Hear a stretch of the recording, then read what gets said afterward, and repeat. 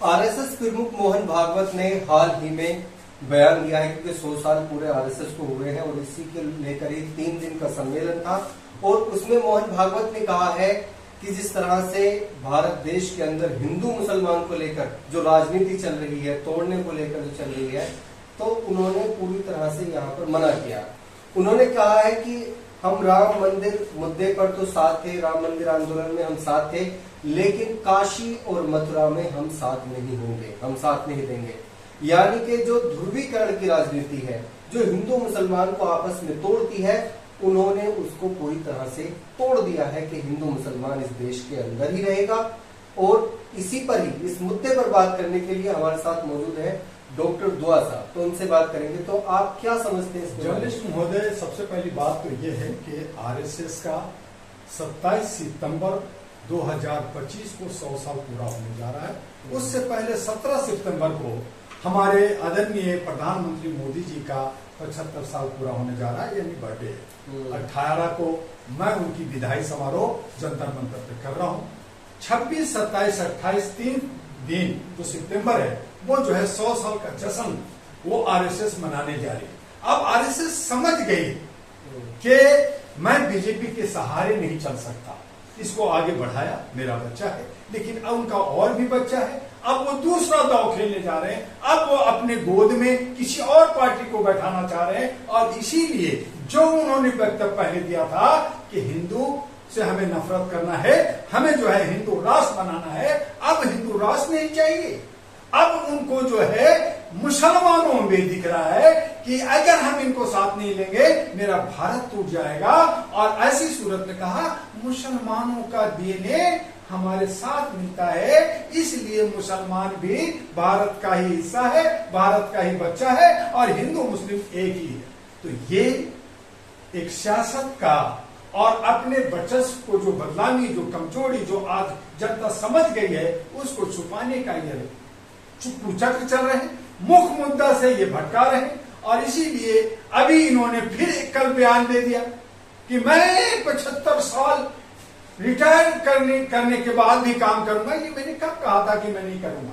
पहले कहा कि 75 साल होने के बाद जो भी संवैधानिक पद पे, चाहे सामाजिक हो चाहे राजनीतिक हो, उनको पद छोड़ना चाहिए। और मोदी जी 17 के बाद उनको झोला लेके जाना चाहिए। 27 तारीख को भागवत मोहन जी को जो है आरएसएस छोड़ना चाहिए। अब इनको लोभ है और ये कहने लगे हैं कि मैं 2047 तक राज्य करूंगा। किसको मुंह बीत पे? पहले कहा 400 पार हो रहा हूं जी, मुझे कोई नहीं रोक रहा। जब वो हट गए, चोरी डकैती करके, ईवीएम में कर करके 240 पे अटक गए, बड़े सारे पार्टियां और लोगों ने कहा कि ये तो 200 भी नहीं आता, कैसे आ गया? चलो 240 आ गया, 400 तो नहीं आया। अब ये कह रहे हैं कि 247 पे मैं राज करूंगा। किस आधार पे? जब जनता जनप्रतिनिधि चुनता है, वो अपना गुप्त मतदान देता है, किसको वोट देगा किसको नहीं देगा वो वोट तय करेगा। आप कौन होते हैं भविष्यवाणी करने वाले कि मैं इतने साल तक रहूंगा?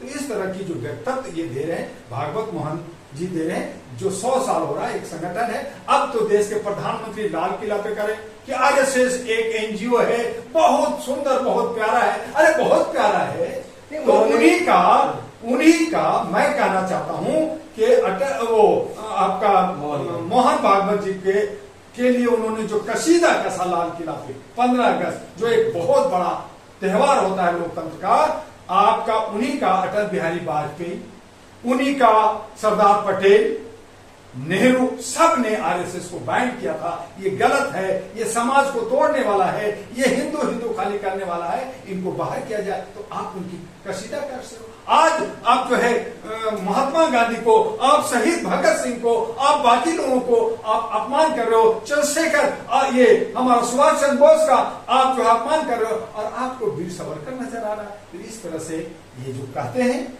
और करते हैं, इसमें आसमान जमीन का फर्क है। ये सब नफरत की राजनीति कर रहे हैं और एकता और समानता के लिए इनको एक अलग सोच पैदा करना चाहते हैं, जो इसीलिए आज इनको मुसलमान एक वोट बैंक दिख रहा है। मोहन भागवत जी ने ये कहा है कि जब देश का बंटवारा हो रहा था, तो उस समय गांधी जी के नेतृत्व में था सब कुछ, और गांधी जी भी बंटवारे के खिलाफ थे। हमारे हाथ में कुछ नहीं था, हम इतने उसमें नहीं थे, तादाद में नहीं थे कि हम उसका बंटवारा रोक सकते थे। ये कहा है मोहन भागवत ने। मोहन भागवत जी जरा इतिहास ठीक से पढ़ें।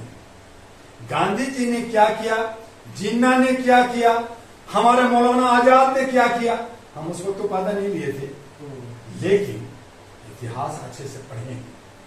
ये लोग जो कह रहे हैं कि हम तादाद में कम थे, तो वो कम में एक ऐसा बंदा था जो देश की आजादी के लिए लड़ा। आज सलार जंग, आज जो काला पानी है अंडमान निकोबार में है, मैं एक बार नहीं 2 बार गया, अच्छी तरह से ज्ञान किया। अरे चलो छोड़ो सलार जंग या अंडमान निकोबार जाने के लिए 50,000 40,000 रुपया चाहिए, नहीं जा सकते। आप इंडिया गेट तो घूमने आते हैं, आप इंडिया गेट के लेक पे आप देखिए कि क्या उनमें थोड़े थे, तो एक भी नाम आपका है। आपने देश की आजादी के बाद 1957 जो है 27 साल तक आपने अपने ऑफिस में राष्ट्रीय झंडा नहीं फहराया, क्यों नहीं? अब तादाद बढ़ गई, आप करोड़ों का हो गए। अब हाल फिलहाल से आप राष्ट्रीय झंडा का, घर घर तिरंगा का बात करें, वो भी छुपे पूरी कि नहीं, पहले मेरा भगवा होगा, बाद में तिरंगा होगा। आज भी तिरंगा का अपमान करते हैं। तो आज करोड़ों है, तो आप कहते हैं मैं थोड़ा था, और जब बड़ा है तो आपने क्या किया? आपने कहा मैं हिंदू राष्ट्र बनाऊंगा, मैं ये करूंगा। आज भी आपका बच्चा, आपका पार्टी बीजेपी में, क्या मुसलमानों को कोई टिकट मिलता है? क्या उसको भागीदारी हिस्सेदारी मिल रहा है? आपको कहने से खाली वोट चाहिए, और वोट के लिए चूंकि मुसलमान को तोड़ना है, आपने पासमाना बना दिया, आपने अन्य चीजें बना दिया, ऊंच नीच बना दिया, उसमें तोड़ करके आप राजनीति करना चाहते हैं। तो मुसलमान समझता है, और बाकी जो दलित शोषित है, जो अति पिछड़ा है, SC ST है, जिसको क्रीम लेयर में आप जो है काट करके अपनी जगह बनाते हैं, वो समझ गए हैं बस ये टुकड़े में है। जिस दिन ये टुकड़ा जुड़ जाएगा, ये लामबद्ध हो जाएंगे, उस दिन आपको भागने का जगह नहीं मिलेगी। क्या लगता है आपको, जो मोहन भागवत ने ये कहा है, तो वो मुसलमानों का वोट पाना चाहते हैं, या फिर वो वाकई में चाहते हैं कि जो हिंदू मुसलमान के बीच में एक नफरत की खाई इस वक्त खुद चुकी है, तो वो उसको भरना चाहते हैं? नियत ठीक नहीं है जर्नलिस्ट, बोलना और नियत में फर्क होता है। यही भागवत ने कहा था कि मैं 75 साल में रिटायर हूं। अब क्यों कह रहे हैं कि नहीं जी, मैंने नहीं कहा था, मैं तो करूंगा, काम करूंगा, आगे तक करूंगा। प्रधानमंत्री को भी इसका मतलब इशारा दे रहे कि मोदी जी 75 के बाद रिटायर नहीं करेंगे, वो तो मरते दम तक। उन्होंने साफ साफ कहा है कि ना मैं किसी को रोकूंगा और ना मैं काम करने से खुद रुकूंगा। जब उनके वो जो है बोर्ड है, जब डोन होता है ना, जब डकैती होती है तो उसके सरदार डिसीजन लेता है। वो जो जब ये जो सिस्टम है, ये जो बड़ा सिस्टम का जो सरदार है वो RSS है, वो बीजेपी का प्रधानमंत्री है। बीजेपी प्रधानमंत्री अपना संवैधानिक कि मैं भारत का प्रधानमंत्री हूं, वो इस तरह से नहीं घूमते। वो अपने सीने पे कमल लगा करके, अपना लोगो लगा के घूमते, मैं बीजेपी का, मैं बीजेपी के लिए काम करता हूं।